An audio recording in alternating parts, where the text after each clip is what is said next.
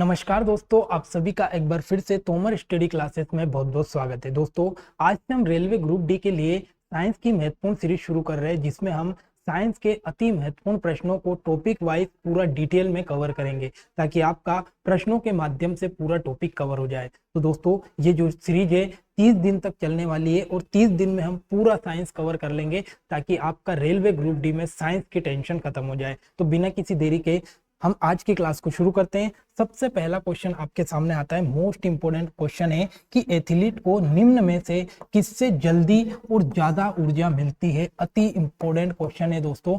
Athlete आप समझते हो कि ऐसे खिलाड़ी जो दौड़ भाग या कूद वाले जो खिलाड़ी होते हैं, उनको ऊर्जा की ज्यादा जरूरत पड़ती है। अब उनको ऊर्जा की ज्यादा जरूरत पड़ेगी तो स्वाभाविक सी बात है कि उनको जल्दी ऊर्जा चाहिए रहेगी। तो कौन उनको जल्दी और ज्यादा ऊर्जा देगा? तो दोस्तों, ये जो कार्बोहाइड्रेट होते हैं ना, ये कार्बोहाइड्रेट क्या करते हैं, तो ये जल्दी और ज्यादा ऊर्जा एथलीट को प्रदान करते हैं। तो याद रखना है, एथलीट को कार्बोहाइड्रेट जो होते हैं जल्दी ऊर्जा प्रदान करते हैं। अब यहाँ से एक इंपॉर्टेंट चीज आपको समझना होगा, बड़ा ही इंपॉर्टेंट क्वेश्चन है कि आप सभी जानते हो दोस्तों कि आप जो भोजन करते हो उस भोजन में स्वाभाविक सी बात है कि अलग अलग भोज्य पदार्थ होते हैं। अलग अलग भोज्य पदार्थ मतलब आप भोजन जो करोगे उसमें विटामिन भी रहेगा, उसमें कार्बोहाइड्रेट भी रहेगा, उसमें वसा भी रहेगा। तो ये सब चीजें आपको क्या क्या काम करती है, ये चीज अपने को यहाँ पर जानना जरूरी है। तो दोस्तों, आपने जो भोजन किया उस भोजन में कुछ ऐसे भोज्य पदार्थ होते हैं जो आपको ऊर्जा देंगे, कुछ ऐसे भोज्य पदार्थ होंगे जो आपको ऊर्जा देंगे, कुछ ऐसे भोज्य पदार्थ होंगे जो आपके शरीर का विकास करेंगे, कुछ ऐसे भोज्य पदार्थ होंगे जो आपके शरीर का विकास करेंगे, और कुछ ऐसे भोज्य पदार्थ होंगे दोस्तों जो आपकी रोगों से रक्षा करेंगे या फिर सहायक आहार के रूप में काम करेंगे। तो यहाँ से सीधा सीधा क्वेश्चन ये पूछा जाता है कि निम्नलिखित में से कौन सा भोज्य पदार्थ आपको ऊर्जा देता है, या आपके शरीर का विकास करता है, या सहायक आहार के रूप में काम करता है, या रोगों से रक्षा करता है। तो ये चीज आपको इंपॉर्टेंट याद रखना है दोस्तों कि ऊर्जा देने वाले भोज्य पदार्थ में सबसे इंपॉर्टेंट एक तो आपका वसा आएगा और एक आपका आएगा दोस्तों कार्बोहाइड्रेट। ये कार्बोहाइड्रेट और जो वसा है दोस्तों, ये क्या करेंगे, तो ये आपके शरीर को ऊर्जा देते हैं। दूसरे नंबर पर आपके शरीर का विकास कौन करता है दोस्तों? तो आपके शरीर का विकास करता है प्रोटीन। तो प्रोटीन क्या करता है? तो प्रोटीन आपके शरीर का विकास करने में काम करता है। और दोस्तों याद रखना है, आपने देखा होगा विटामिन, तो ये विटामिन क्या करते हैं दोस्तों? तो आपके शरीर की रोगों से रक्षा करते हैं। और एक आपका खनिज लवण, विटामिन और एक आपके खनिज लवण ये क्या करते हैं दोस्तों? तो ये आपके शरीर में रोगों से रक्षा करते हैं या सहायक आहार के रूप में काम करते। तो सीधा सीधा एग्जाम में क्वेश्चन पूछा जाता है कि निम्नलिखित में से कौन से भोज्य पदार्थ है जो शरीर को ऊर्जा प्रदान करते हैं? तो ये आपका वसा और कार्बोहाइड्रेट शरीर को ऊर्जा देते हैं।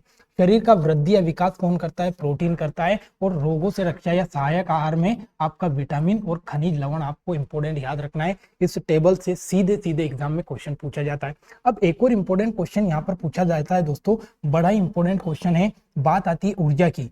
तो अगर आपसे पूछे कि भाई शरीर को ज्यादा ऊर्जा कौन देता है, तो याद रखना है दोस्तों, ये जो वसा है ना, ये शरीर को ज्यादा ऊर्जा देता है। लेकिन अगर आपसे पूछे कि शरीर को तुरंत ऊर्जा कौन देता है, तो तुरंत ऊर्जा आपका कार्बोहाइड्रेट देता है। ये जो कार्बोहाइड्रेट है ना दोस्तों, ये शरीर को तुरंत ऊर्जा देता है। तो क्वेश्चन अगर आपसे पूछे कि शरीर को तुरंत ऊर्जा कौन प्रदान करता है, तो कार्बोहाइड्रेट करता है। और अगर आपसे पूछे ज्यादा ऊर्जा कौन देता है, तो ज्यादा ऊर्जा वसा देता है, लेकिन ये धीरे धीरे ऊर्जा प्रदान करता है। क्योंकि वसा क्या होता है, तो एक तरह का फैट होता है, तो फैट को पचने में टाइम लगता है, तो ऊर्जा देर से देगा लेकिन ज्यादा देगा। तो ये टेबल आपको इंपॉर्टेंट याद रखना है, यहाँ से सीधा सीधा आपके एग्जाम में क्वेश्चन पूछा जाता है। ठीक है, अगले क्वेश्चन पर हम चलते हैं दोस्तों कि शहद में मुख्य रूप से क्या होता है। अत्यंत इंपॉर्टेंट क्वेश्चन है दोस्तों कि जो शहद है, ये शहद मुख्य रूप से क्या होती है। तो याद रखना है दोस्तों, ये जो शहद है ना, ये मुख्य रूप से क्या होती है, तो शहद एक तरह का कार्बोहाइड्रेट है। इंपॉर्टेंट क्वेश्चन है, शहद एक तरह का क्या है, तो एक तरह का कार्बोहाइड्रेट है। ये इंपॉर्टेंट पॉइंट आपको याद रखना है। अब दोस्तों यहाँ पर कार्बोहाइड्रेट की बात आई है, तो थोड़ा सा हम कार्बोहाइड्रेट के बारे में पूरी चीजें आपको बता देते हैं। कार्बोहाइड्रेट, क्योंकि आपकी एग्जाम के लिए कार्बोहाइड्रेट बहुत इंपॉर्टेंट है। हर एग्जाम में यहाँ से क्वेश्चन पूछा जाता है। सबसे पहले अगर आपसे क्वेश्चन पूछे दोस्तों कि ये जो कार्बोहाइड्रेट है ये किससे मिलकर बनती है, तो ये कार्बन हाइड्रोजन और ऑक्सीजन, तीनों से आपका कार्बोहाइड्रेट मिलकर बनना हो। फिर अगर आपसे पूछे कि इनका अनुपात क्या है, तो 1:2:1 के अनुपात में ये आपका कार्बन, हाइड्रोजन और ऑक्सीजन होता है। इंपॉर्टेंट क्वेश्चन है, अनुपात कई बार पूछा गया है। तो कार्बोहाइड्रेट कार्बन, हाइड्रोजन और ऑक्सीजन से मिलकर बनती है, और ये इनका अनुपात 1:2:1 है। फिर अगर आपसे पूछे कि भाई कार्बोहाइड्रेट क्या करती है, तो कार्बोहाइड्रेट शरीर को ऊर्जा देते हैं, शरीर को ऊर्जा देते हैं। और ऊर्जा भी कितने, कैसे, तो शरीर को तुरंत ऊर्जा देते हैं या जल्दी ऊर्जा देते हैं। फिर अगर आपसे क्वेश्चन पूछे कि भाई इनका पाचन कहाँ से शुरू होता है, तो याद रखना है दोस्तों, ये जो कार्बोहाइड्रेट है ना, इसका जो पाचन है ये आपसे मुख से शुरू हो जाता है। और अगर स्वाभाविक सी बात है कि आपने खाना खाया और आपके मुंह से ही किसी चीज का पाचन शुरू हो जाए, तो उससे आपको जल्दी ऊर्जा मिलती है। तो इसका पाचन आपके मुंह से ही शुरू हो जाता है, मुख से ही शुरू हो जाता है, इसीलिए ये ऊर्जा जल्दी देते हैं। तो ये इंपॉर्टेंट पॉइंट याद रखना है। अब दोस्तों, ये जो कार्बोहाइड्रेट होता है ना, ये एक प्रकार की शर्करा है। क्या है? एक प्रकार की शर्करा है। मोस्ट इंपोर्टेंट पॉइंट याद रखना है कि कार्बोहाइड्रेट जो है ये एक प्रकार की क्या है, तो एक प्रकार की शर्करा है। अब अलग अलग तरह के कार्बोहाइड्रेट है, अलग अलग कार्बोहाइड्रेट के अलग अलग काम है, तो ये चीज आपको यहाँ पर क्लियर करवा देता हूँ। सबसे पहले जो कार्बोहाइड्रेट का प्रकार है, ये 3 तरह के कार्बोहाइड्रेट होते हैं। पहला है आपका मोनोसेकेराइड। क्या होता है? मोनोसेकेराइड। इंपोर्टेंट क्वेश्चन है, मोनोसेकेराइड। अब ये जो मोनोसेकेराइड है ना दोस्तों, ये इंपॉर्टेंट चीज आपको इसके बारे में ये याद रखना है कि जो मोनोसेकेराइड है, इसमें जो आपका शर्करा है, ये शर्करा का एक अणु होता है, शर्करा का एक अणु इसमें होता है, एक अणु इसमें होता है, इसीलिए इसको क्या कहा जाता है, तो इसको मोनोसेकेराइड कहा जाता है। अब मोनोसेकेराइड के उदाहरण कौन कौन से हैं, तो याद रखना है, सबसे इंपॉर्टेंट आपको याद रखना है, मोनोसेकेराइड के उदाहरण कौन से। तो एक तो आपका ग्लूकोज, ग्लूकोज, ग्लूकोज। दूसरे नंबर पर आपका याद रखना है फ्रक्टोज, ग्लूकोज, फ्रक्टोज। और तीसरे नंबर पर आपको याद रखना है गैलेक्टोज, गैलेक्टोज। ठीक है, तो ये आपका मोनोसेकेराइड में 3 तरह के शर्करा आती है, 3 तरह की शर्करा आती है, ग्लूकोज, फ्रक्टोज और गैलेक्टोज। अब इनकी अलग अलग चीजें आपको याद रखना है। इनकी पहली चीज तो इनके बारे में ये याद रखना है दोस्तों कि ये जो तीनों है ना, इन तीनों का सूत्र क्या है, C6H12O6। तीनों का सूत्र क्या है, C6H12O6। दूसरी इंपॉर्टेंट पॉइंट ये याद रखना है दोस्तों कि ये जो ग्लूकोज शर्करा है ना, इसको कोशिकी ईंधन भी कहते हैं। कोशिकी ईंधन, कोशिकी ईंधन किसे कहा जाता है, तो कोशिकी ईंधन आपका किसको कहा जाता है, ग्लूकोज को कहा जाता है। अगर आपसे पूछे दोस्तों कि जो फ्रक्टोज है इसको क्या कहा जाता है, तो इसको फ्रक्टोज को फल शर्करा भी कहा जाता है, फल शर्करा भी कहा जाता है। तो ये इंपोर्टेंट पॉइंट आपको याद रखना है। मोनोसेकेराइड में 3 तरह की शर्करा आती है, ग्लूकोज, फ्रक्टोज और गैलेक्टोज। और तीनों का जो सूत्र है, वो तीनों का सूत्र C6H12O6 है। ठीक है, मोनोसेकेराइड के बाद में दूसरा जो कार्बोहाइड्रेट का प्रकार है वो कौन सा है, तो दूसरा जो आपका कार्बोहाइड्रेट है वो कौन सा है, तो मोनोसेकेराइड के बाद में, मोनोसेकेराइड के बाद में डाइसेकेराइड, डाइसेकेराइड। अब डाइसेकेराइड नाम से स्पष्ट है, डाई मतलब क्या होगा दोस्तों, तो जो शर्करा होगी, इस शर्करा के जिसमें 2 अणु होंगे, 2 अणु होंगे, 2 अणु होंगे, उसको क्या कहा जाता है, डाइसेकेराइड। अब डाइसेकेराइड में कौन कौन सी शर्करा आती है, तो डाइसेकेराइड में पहली तो आपकी आती है दोस्तों माल्टोज, माल्टोज। ठीक है, दूसरे नंबर पर आती है आपकी सुक्रोज, सुक्रोज, सुक्रोज। और तीसरे नंबर पर आती है आपकी लैक्टोज, लैक्टोज। तो ये इंपॉर्टेंट पॉइंट आपको याद रखना है कि डाइसेकेराइड में कौन कौन सी शर्करा आती है, तो ग्लूकोज, ग्लूकोज, सुक्रोज और आपका लैक्टोज। अब जो माल्टोज होती है ना दोस्तों, ये किस में पाई जाती है, तो आपका जो अंकुरित अनाज है, अंकुरित अनाज जो है, अंकुरित अनाज में कौन सी शर्करा पाई जाती है, तो अंकुरित अनाज में आपकी माल्टोज शर्करा पाई जाती है। सुक्रोज जो है दोस्तों, इसको बोला जाता है टेबल शुगर, टेबल शुगर। इसको टेबल शुगर क्यों कहा जाता है, कि आपके घर में जो शुगर या आपके घर में जो शक्कर होती है, वो शक्कर आपकी सुक्रोज होती है, इसीलिए इसको टेबल शुगर कहा जाता है। और लैक्टोज जो याद रखना है दोस्तों, जो दूध में पाई जाने वाली शर्करा है, ये दूध शर्करा कौन सी है, तो दूध शर्करा आपका लैक्टोज हो जाएगा। कई बार एग्जाम में क्वेश्चन पूछा गया कि दूध में कौन सी शर्करा पाई जाती है, लैक्टोज, सुक्रोज जिसे टेबल शुगर कहा जाता है, और माल्टोज जो अंकुरित अनाज में पाई जाती है। ये इंपॉर्टेंट पॉइंट आपको याद रखना है, यहाँ से सीधा सीधा एग्जाम में क्वेश्चन पूछता है। ठीक है, तो दूसरा प्रकार आपका कार्बोहाइड्रेट का हो गया। तीसरा और एक और लास्ट प्रकार और आपका बचा है, जिसको हम कंप्लीट कर लेते हैं। तीसरा मोनोसेकेराइड, डाइसेकेराइड, और उसके बाद में आता है आपका पॉलीसेकेराइड। पॉलीसेकेराइड, पॉलीसेकेराइड, पॉलीसेकेराइड भी बहुत इंपॉर्टेंट शर्करा है। पॉलीसेकेराइड में दोस्तों याद रखना है 10 से अधिक, क्या होता है 10 से अधिक अणु आपके शर्करा के होते हैं, 10 से अधिक अणु शर्करा के जिसमें होते हैं उसे कहा जाता है पॉलीसेकेराइड। पॉलीसेकेराइड के उदाहरण आपको इंपॉर्टेंट याद रखना है। पहला तो आपका याद रखना है दोस्तों सेल्यूलोज, सेल्यूलोज। और ये जो सेल्यूलोज होता है दोस्तों ये कहाँ पाई जाती है, तो जो आपके पादप होते हैं इस पादप की कोशिका भित्ति जो होती है, इस कोशिका भित्ति में पाए जाते हैं, कोशिका भित्ति में होते हैं, कोशिका भित्ति में आपके सेल्यूलोज होते हैं। दूसरे नंबर पर आपका आता है दोस्तों स्टार्च। स्टार्च जो शर्करा होती है ना दोस्तों, ये पौधों में संचित भोजन है, पौधों में संचित भोजन। तो पौधों में संचित भोजन का कौन सा हो गया, स्टार्च। और तीसरे नंबर पर आपको लिखना है दोस्तों ग्लाइकोजन, ग्लाइकोजन। और ये जो ग्लाइकोजन है ना दोस्तों, ये जंतुओं में संचित भोजन, जंतुओं में संचित भोजन, जंतुओं में संचित भोजन। तो ये जो एग्जाम्पल है यहाँ से सीधा सीधा क्वेश्चन पूछा जाता है कि सेल्यूलोज कहाँ पाया जाता है, तो पादप कोशिका की भित्ति में पाया जाता है। स्टार्च पौधों में संचित भोजन है और ग्लाइकोजन जंतुओं में संचित भोजन है। और ये तीनों किसके उदाहरण है, तो तीनों पॉलीसेकेराइड कार्बोहाइड्रेट के उदाहरण है। ये आपका कार्बोहाइड्रेट कंप्लीट होता है। अति इंपॉर्टेंट क्वेश्चन है, सारे मैंने आपके कवर करवा दिए, एक भी क्वेश्चन यहाँ से बाहर जाने की संभावना नहीं है। ठीक है, अगले क्वेश्चन पर हम चलते हैं। तो मानव शरीर में कार्बोहाइड्रेट पुनः संग्रहण होता है। मोस्ट इंपोर्टेंट क्वेश्चन है दोस्तों। मैंने अभी आपको एक यहाँ पर एक बात समझाई थी, मैंने अभी आपको ये बताया कि जो मनुष्य है, ये मनुष्य क्या करता है दोस्तों, तो मनुष्य भोजन के रूप में क्या करता है, तो जो ग्लूकोज है, ग्लूकोज को ग्रहण करता है, भोजन के रूप में ग्लूकोज को ग्रहण करता है। और दोस्तों ये जो ग्लूकोज है, जितनी जरूरत मनुष्य को होती है उतना वो उसका यूज कर लेता है, और बाकी का जो ग्लूकोज है ये उसके शरीर में ग्लाइकोजन के रूप में संचित होता है, ग्लाइकोजन के रूप में संचित हो जाता है। क्या होता है, तो जितना ग्लूकोज अपने को जरूरत पड़ी है उतना अपन ने यूज कर लिया, और बाकी अपने शरीर में जाकर कहाँ संचित हो जाता है, तो ग्लाइकोजन के रूप में संचित हो जाता है। लेकिन यहाँ से एक इंपॉर्टेंट पॉइंट ये याद रखना है दोस्तों कि ये जो ग्लूकोज है, इस ग्लूकोज को ग्लाइकोजन में एक हार्मोन से बदलता है जिसका नाम है इंसुलिन हार्मोन। इंसुलिन हार्मोन्स, क्या नाम है, इंसुलिन हार्मोन्स।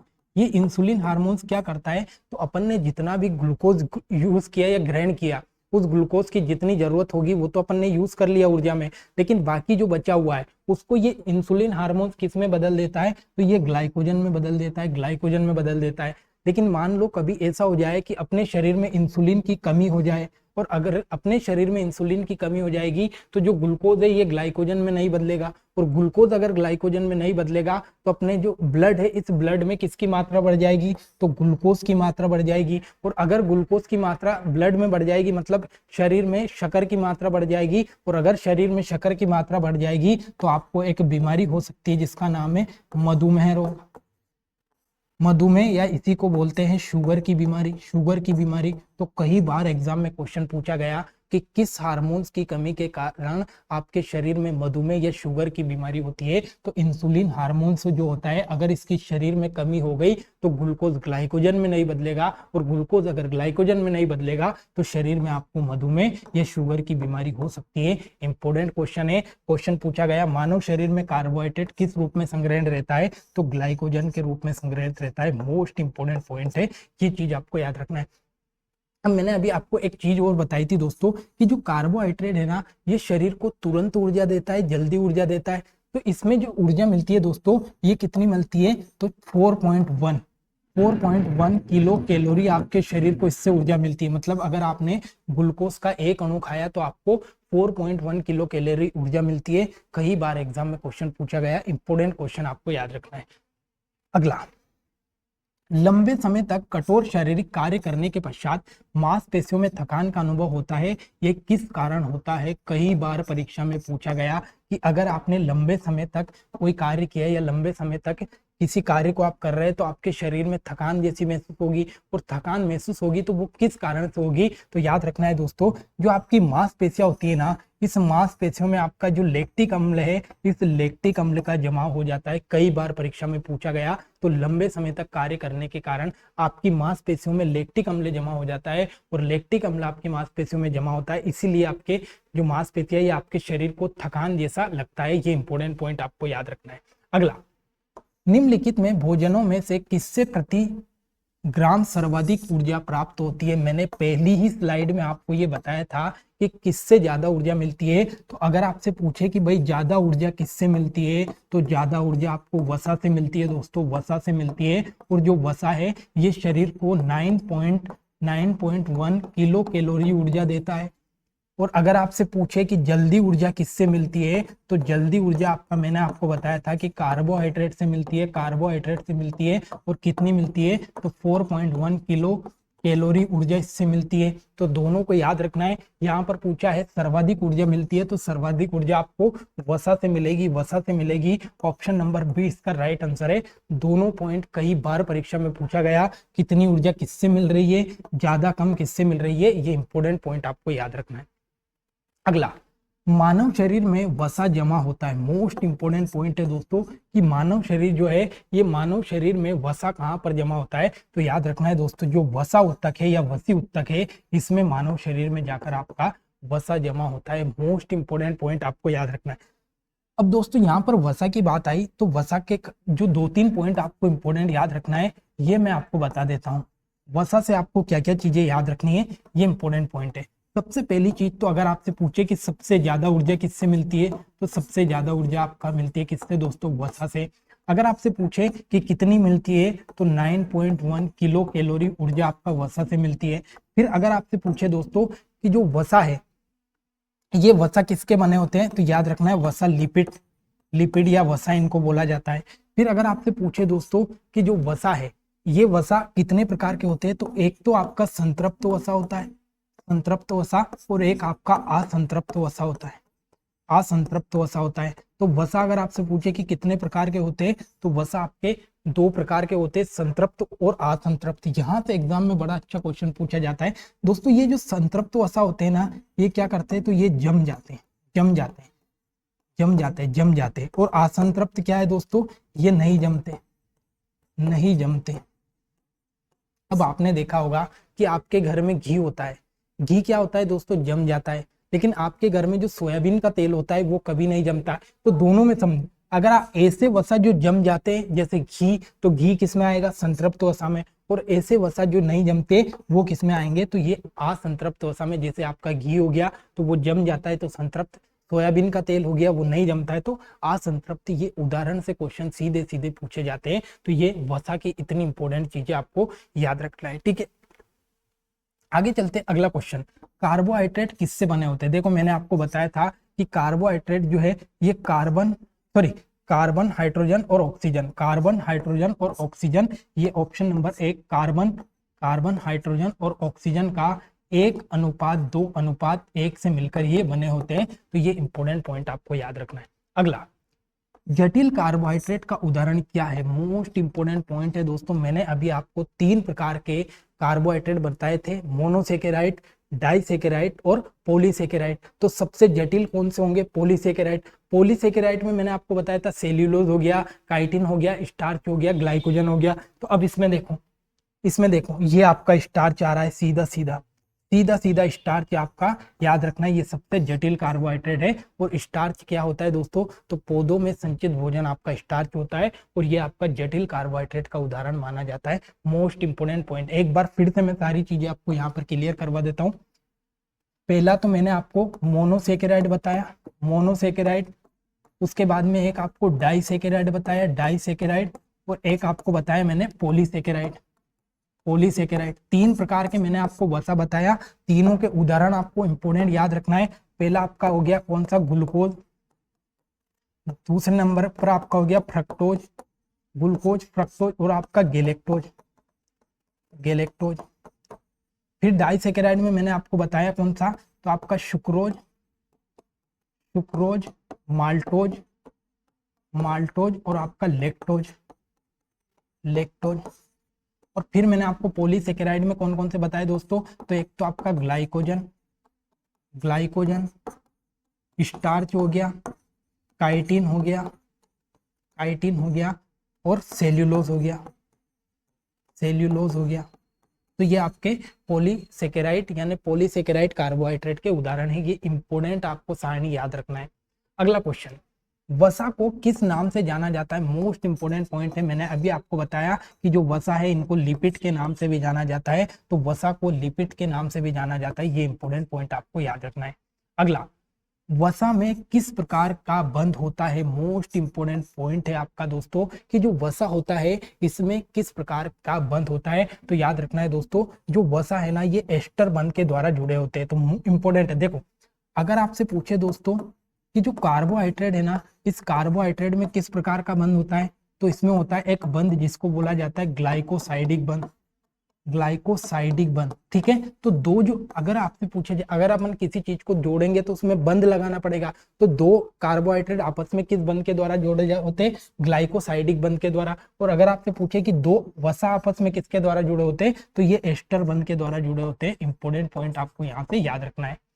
अगला, वसा का पाचन किस पाचक एंजाइम के द्वारा होता है, मोस्ट इंपोर्टेंट पॉइंट है दोस्तों कि जो वसा है इसका पाचन किसके द्वारा होता है। तो ये इंपोर्टेंट पॉइंट आपको याद रखना है कि जो वसा है इसका जो पाचन होता है ये लाइपेज के द्वारा होता है। इंपोर्टेंट पॉइंट है, जो लाइपेज है ये क्या करता है, तो ये वसा का पाचन करता है।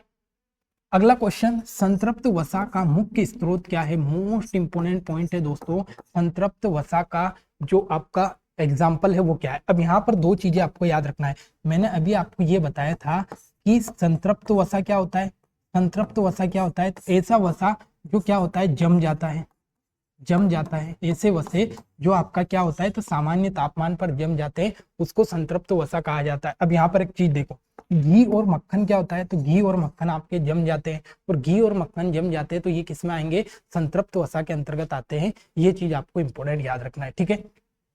अगला, प्रोटीन किसके बने होते हैं, मोस्ट इंपोर्टेंट क्वेश्चन है आपका दोस्तों कि जो प्रोटीन है ये प्रोटीन किससे मिलकर बनते हैं, तो ये अमीनो अम्ल से मिलकर बनते हैं, अमीनो अम्ल से मिलकर बनते हैं। अब यहाँ पर मैंने अभी आपको अलग अलग बंध बताए। अब अगर आपसे पूछे कि भाई जो प्रोटीन है ये प्रोटीन किससे मिलकर बने होते हैं, तो अमीनो अम्ल से मिलकर बनते हैं। और अमीनो अम्ल कौन से बंध से जुड़े होते हैं, तो पेप्टाइड बंध। इसी पेप्टाइड बंध से क्या होता है दोस्तों, तो इस पेप्टाइड बंध के द्वारा आपके प्रोटीन बंधे होते हैं। और किसकी इकाई है, तो अमीनो अम्ल की इकाई है। ये मोस्ट इंपोर्टेंट पॉइंट आपको याद रखना है। अगला, प्रोटीन में किस प्रकार का बॉन्ड पाया जाता है। अभी मैंने आपको बताया है कि जो पेप्टाइड बंध है ये पेप्टाइड बॉन्ड आपके प्रोटीन में पाया जाता है। तो प्रोटीन अमीनो अम्ल की इकाई है और प्रोटीन बंध के द्वारा पेप्टाइड बंध के द्वारा आपके जुड़े होते हैं। अगला, शरीर में प्रोटीन की कमी से कौन सा रोग होता है, अति इंपोर्टेंट क्वेश्चन। मैंने अभी आपको ये बताया था दोस्तों कि जो प्रोटीन है ये क्या करता है, तो प्रोटीन आपके शरीर का विकास करते हैं या शरीर का वृद्धि करते हैं, ठीक है। आपने देखा होगा कि जिम जाने वाले जितने भी लोग हैं वो प्रोटीन का यूज करते हैं। क्यों करते हैं, क्योंकि शरीर की जल्दी रिकवरी हो, जल्दी मरम्मत हो और शरीर का विकास हो। अब दोस्तों अगर आपके शरीर में प्रोटीन की कमी हो गई, तो प्रोटीन की कमी से आपको एक तो रोग होगा क्वाशियोरकर, या फिर कह सकते हैं सूखा रोग, और इसी सूखा रोग को बोला जाता है मरासमस रोग, ठीक है। तो ये इंपोर्टेंट पॉइंट आपको याद रखना है कि प्रोटीन की कमी से क्वाशियोरकर, सूखा रोग या मरासमस रोग होता है। इंपोर्टेंट पॉइंट है, कई बार परीक्षा में पूछा गया। अगला, प्रोटीन से कितनी कैलोरी ऊर्जा मिलती है, मोस्ट इंपोर्टेंट पॉइंट है। तो प्रोटीन से 4 कैलोरी ऊर्जा मिलती है। मैंने अभी आपको बताया, अगर आपसे पूछे कि भाई प्रोटीन से हमें कितनी ऊर्जा मिल रही है, तो प्रोटीन से 4 कैलोरी ऊर्जा मिल रही है। कार्बोहाइड्रेट से कितनी मिल रही है, तो कार्बोहाइड्रेट से 4.1 मिल रही है। अगर आपसे पूछे वसा से कितनी मिल रही है, तो 9.1 मिल रही है। ये ऊर्जा का आपको पॉइंट इंपोर्टेंट याद रखना है। अगला, मानव शरीर में कितने प्रकार के अमीनो अम्ल पाए जाते हैं। मैंने अभी आपको बताया दोस्तों कि जो अमीनो अम्ल है ये अमीनो अम्ल जो है ये क्या बनाते हैं, तो ये प्रोटीन बनाते हैं। अमीनो अम्ल क्या बनाते हैं, प्रोटीन बनाते हैं। और किससे बंधे होते हैं, तो पेप्टाइड बंध से बने होते हैं, पेप्टाइड बंध से। पेप्टाइड बंध के द्वारा ये जुड़े होते हैं। अब पेप्टाइड बंध जो है, इसमें जो अमीनो अम्ल है, ये मानव शरीर में 20 ऐसे अमीनो अम्ल है जो मानव शरीर में पाए जाते हैं और पेप्टाइड बंध के द्वारा अमीनो अम्ल जुड़े होते हैं। ये चीज आपको याद रखना है। अगला, विटामिन की खोज किसके द्वारा की गई? अति इंपॉर्टेंट क्वेश्चन है, कई बार परीक्षा में पूछा गया कि जो विटामिन है, इस विटामिन की खोज किसके द्वारा की गई है। तो सबसे इंपॉर्टेंट पॉइंट तो ये याद रखो कि भाई जो विटामिन की खोज है ये किसके द्वारा की गई है। तीनों ऑप्शन है, तीन ही ऑप्शन है, लेकिन कैसिमर फंक साहब जो है, ये कैसिमर फंक ने क्या किया? विटामिन की खोज की है। अब विटामिन से बहुत ही इंपॉर्टेंट क्वेश्चन आपसे यहाँ पर पूछेगा कि भाई जो विटामिन है ये कितने प्रकार के होते हैं। ठीक है, विटामिन कितने प्रकार के होते हैं? तो आपको याद रखना है कि भाई विटामिन जो है ये 2 प्रकार के होते हैं। एक तो आपका क्या होता है? तो एक तो आपका वसा में घुलनशील विटामिन, वसा में घुलनशील विटामिन।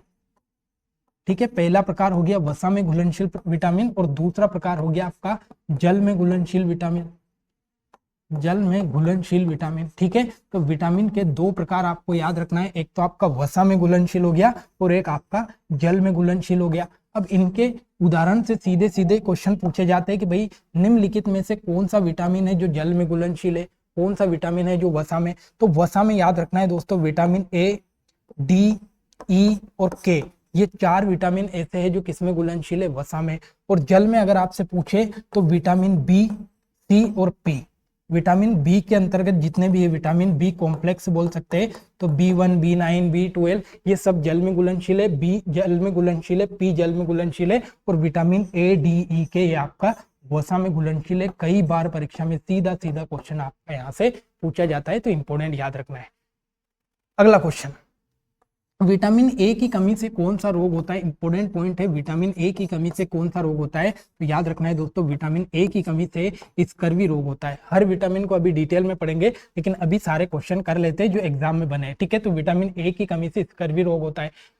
विटामिन सी की कमी से कौन सा रोग होता है? मोस्ट इंपोर्टेंट क्वेश्चन है दोस्तों। तो विटामिन सी की कमी से आपका, सॉरी, विटामिन ए की कमी से नाइट ब्लाइंडनेस, सॉरी यहाँ पर थोड़ा सा करेक्शन करना है, विटामिन ए की कमी से आपका कौन सा रोग हो रहा है? नाइट ब्लाइंडनेस रोग हो रहा है और इसी नाइट ब्लाइंडनेस को बोला जाता है रतौंधी रोग। ठीक है, ये थोड़ा सा करेक्शन करना है, विटामिन ए की कमी से रतौंधी रोग होता है, इसी को बोला जाता है नाइट ब्लाइंडनेस, जिसमें आपका आंखों की क्षमता कम हो जाती है। और याद रखना है, इसका सबसे अच्छा स्रोत अगर आपसे पूछे तो भाई विटामिन ए का सबसे अच्छा स्रोत आपको गाजर याद रखना है, मोस्ट इंपोर्टेंट पॉइंट है। ठीक है, विटामिन सी की बात करें तो विटामिन सी से आपका स्कर्वी रोग होता है, स्कर्वी रोग होता है। और विटामिन सी का सबसे अच्छा स्रोत है आंवला। सबसे अच्छा स्रोत कौन सा है? आंवला। कई बार एग्जाम में पूछा गया कि विटामिन सी का सबसे अच्छा स्रोत कौन सा है? आंवला है, और इसकी कमी से स्कर्वी रोग होता है, ये आपको याद रखना है। अगला, विटामिन के की कार्य करने में सहायक है। विटामिन के जो है ये क्या कार्य करने में सहायक है? मोस्ट इंपोर्टेंट पॉइंट है, तो याद रखना है दोस्तों, विटामिन के क्या काम करता है? रक्त का थक्का जमाता है। अगर आपके शरीर में विटामिन के की कमी हो जाएगी, तो अगर आपको चोट लगी हो तो रक्त लगातार बहता रहेगा। अगर विटामिन के की कमी हो गई तो विटामिन के क्या काम करता है? शरीर में रक्त का थक्का जमाता है। अगला, विटामिन B1 का रासायनिक नाम क्या है? मोस्ट इंपोर्टेंट पॉइंट याद रखना है, विटामिन B1 का रासायनिक नाम है थायमिन। क्या नाम है? थायमिन। और विटामिन B1 की कमी से कौन सा रोग होता है? तो बेरी बेरी रोग होता है। कौन सा रोग होता है दोस्तों? बेरी बेरी रोग होता है। और विटामिन B1 का रासायनिक नाम क्या है? थायमिन है। इंपोर्टेंट पॉइंट है। अब देखो, अब सारे विटामिन का हम एक बार रिवीजन करते हैं और सारे विटामिन से कौन कौन से रोग होते हैं, अति इंपोर्टेंट है। देखो, पहला तो विटामिन किसमें घुलनशील है, ये चीज इंपॉर्टेंट है, यहाँ से क्वेश्चन बनते हैं। दूसरा, इनके रासायनिक नाम से क्वेश्चन बनते हैं। और तीसरा, इनकी कमी से होने वाले रोग। इन 3 पॉइंट से इंपॉर्टेंट क्वेश्चन विटामिन से बनते हैं, तीनों आपको याद रखना है। सबसे पहला जो विटामिन है आपका विटामिन ए जो है, इसको बोला जाता है दोस्तों रेटिनॉल, ये इसी को बीटा कैरोटीन बोला जाता है। इंपॉर्टेंट याद रखना है, विटामिन ए का नाम रेटिनॉल है और इसकी कमी से रतौंधी रोग या नाइट ब्लाइंडनेस रोग होता है। ठीक है, तो विटामिन ए का रासायनिक नाम रेटिनॉल, इसकी कमी से रतौंधी या नाइट ब्लाइंडनेस रोग होता है। अगर आपसे पूछे भाई विटामिन डी का रासायनिक नाम क्या है, तो विटामिन डी का रासायनिक नाम है कैल्सीफेरॉल। देखो, मैंने विटामिन बी जल में या वसा में घुलनशील के हिसाब से जमा है, तो विटामिन ए, डी, ई के ये आपके वसा में घुलनशील है, तो पहले इनको पढ़ेंगे। ठीक है, तो विटामिन डी को कैल्सीफेरॉल कहा जाता है और इसकी कमी से रिकेट्स रोग होता है। मोस्ट इंपोर्टेंट पॉइंट याद रखना है, है, रिकेट्स रोग होता है। विटामिन ई की हम बात करें तो जो विटामिन ई है इसको कहा जाता है टोकोफेरोल, और इसकी जो कमी हो जाएगी तो मांसपेशियों में कमजोरी आ जाएगी, और इसी की कमी से आपका बांझपन वाला रोग होता है। बांझपन वाला जो रोग है ये विटामिन ई की कमी से होता है, ये इंपॉर्टेंट याद रखना है। इसका रासायनिक नाम है टोकोफेरॉल, इंपॉर्टेंट पॉइंट है।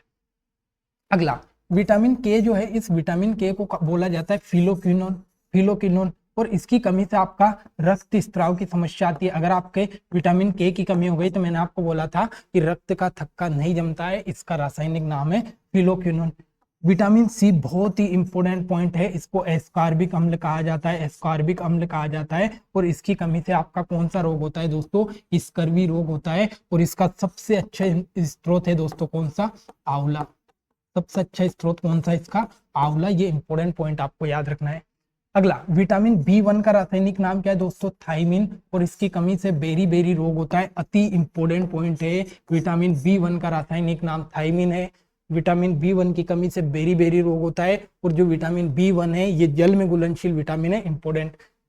विटामिन बी2 की बात करें तो इसका रासायनिक नाम है राइबोफ्लेविन, और इसकी कमी से चिकनाई रहित होठ और जीभ यहाँ पर इसमें फटने लगते हैं अगर विटामिन बी2 की कमी आप में है। विटामिन बी3 की को नियासिन कहा जाता है, और इसकी कमी से पेलेग्रा रोग होता है। मोस्ट इंपोर्टेंट पॉइंट है दोस्तों कि विटामिन बी3 की कमी से कौन सा रोग होता है, तो पेलेग्रा रोग होता है, और इसका रासायनिक नाम क्या है, नियासिन है। विटामिन बी5 की बात करें तो इसको पेंटाथेनिक एसिड कहा जाता है, बस इसका रासायनिक नाम याद रखना है। विटामिन बी6 की बात करें तो पायरिडोक्सिन इसका रासायनिक नाम है, और एनीमिया रोग इसके द्वारा होता है, इंपॉर्टेंट पॉइंट है। विटामिन बी7 की बात करें तो इसको बायोटिन कहा जाता है, और इसकी कमी से बाल झड़ना, त्वचा का विकार, ये रोग होते हैं। देखो सबसे इंपॉर्टेंट, बी में बहुत सारे विटामिन है, लेकिन एक तो आपको बी1 याद रखना है, बी3 याद रखना है, और बी12 याद रखना है, ये बहुत इंपॉर्टेंट है, ठीक है। बी12 की हम बात करें दोस्तों तो ये कोबालमिन इसका रासायनिक नाम है, और इसमें मेगालोब्लास्टिक रोग होते हैं, ये इसी को एनीमिया कहा जाता है। ये इसी से आपके शरीर में खून की कमी या रक्त की कमी होती है। तो ये इतने विटामिन बी से आपको 2-3 विटामिन याद रखने हैं, ठीक है। अगला क्वेश्चन इंपॉर्टेंट है कि निम्नलिखित में से कौन सा खनिज थायराइड ग्रंथि के सही कार्य करने में आपका सक्षम होता है। अब थायराइड ग्रंथि आपके गले में होती है, और आपने देखा होगा कि जो आयोडीन है, इस आयोडीन की कमी से आपको एक रोग होता है जिसको बोला जाता है घेंगा रोग। और जो घेंगा रोग है दोस्तों, इसमें क्या होता है, तो जो आपकी थायराइड ग्रंथि होती है ये क्या होती है, तो थायराइड ग्रंथि फूल जाती है, तो ये आपका घेंगा रोग इससे होता है। अगला, निम्नलिखित में से कौन सा खनिज तत्व त्वचा, बालों और नाखून के लिए इंपॉर्टेंट है। मोस्ट इंपॉर्टेंट पॉइंट आपको याद रखना है दोस्तों, जो सल्फर है ये आपके त्वचा, बालों और नाखून के लिए इंपॉर्टेंट है। तो ये आज की मोस्ट इंपॉर्टेंट क्लास थी दोस्तों। अब यहाँ पर अगर आप देखोगे इस क्लास में, तो मैंने सबसे पहले आपको कार्बोहाइड्रेट कंप्लीट करवा दिया पूरा डिटेल के साथ। अपन ने वसा के बारे में सारी जानकारी ले ली, उसके बाद में आपने प्रोटीन के बारे में सारी जानकारी ले ली, आपने विटामिन के बारे में सारी जानकारी ले ली। तो इतने पॉइंट आपने यहाँ पर कंप्लीट किए पूरे डिटेल के साथ। इनसे बनने वाले सारे क्वेश्चन भी अपन ने कवर किए। तो आशा करता हूँ क्लास आपको अच्छी लगी होगी। जितने भी क्वेश्चन बनने की संभावना है वो सारे पॉइंट अपन ने यहाँ पर क्लियर किए। इसी प्रकार से डेली एक टॉपिक को हम प्रश्नों के माध्यम से कवर करेंगे, ताकि आपकी तैयारी बेहतर से बेहतर हो। तो आशा करता हूँ क्लास अच्छी लगेगी। क्लास अच्छी लगी हो तो चैनल को जरूर सब्सक्राइब करना, लाइक कमेंट शेयर करना ना भूले। मिलते हैं अगली क्लास में, तब तक के लिए जय हिंद, जय भारत।